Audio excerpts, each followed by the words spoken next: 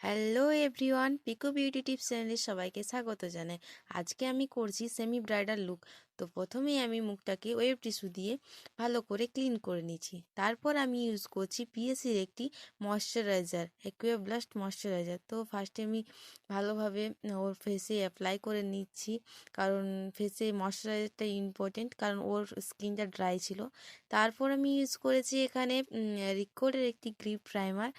মেকআপটি long lasting করবে এবং waterproof করবে, সেজন্য আমি ইউজ করলাম রিকোডের গ্রিপ প্রাইমার। তারপর আমি এখানে রিকোডে এস অফ বেস ফাউন্ডেশনের ডার্ক শেড এবং সপারেল মিরাক্কেল ফাউন্ডেশনের ফেয়ার শেড নিয়ে ভালোভাবে মিক্স করে নিলাম। তার সঙ্গে আমি ইউজ করেছিলাম রিকোডের গ্রিপ প্রাইমার, যেটি মেকআপটিকে লং লাস্টিং করবে এবং ওয়াটারপ্রুফও করবে।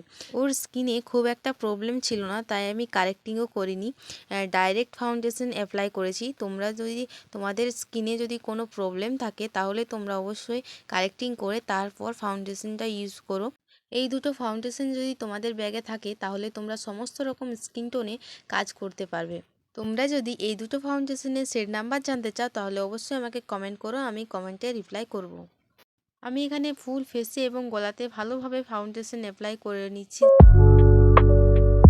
তারপর আমি এখানে ইউজ করে নিচ্ছি একটি রিকোডের ক্রিম ব্লাশ। অ্যাপ্লাই করে নেওয়ার পর আমি এখানে নোজ কন্ট্রোল করে নিচ্ছি। তোমরাও তোমাদের মতো করে নোজ কন্ট্রোল করে নিও।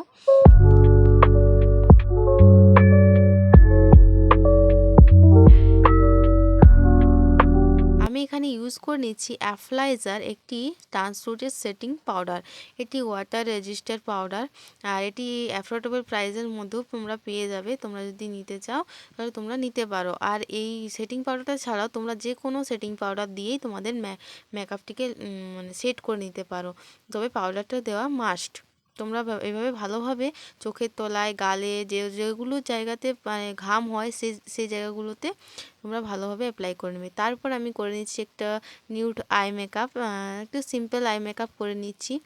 তোমরা যদি জানতে চাও আমি এই আই মেকআপে কী কী কালার ইউজ করেছি তাহলে আমাকে অবশ্যই একটা কমেন্ট করো আই মেকআপ বলে, আমি অবশ্যই তোমাদেরকে রিপ্লাই করব। তারপর আমি এখানে ইউজ করেছিলাম ফরএভার 52-র একটি হাইলাইটার। হাইলাইটারটি আমি গালে, নাকে, থুতনিতে ভালোভাবে অ্যাপ্লাই করে নিচ্ছি। তারপর আমি ইউজ করছি পিএসির মাইক্রোফিনিশ ফিক্সার।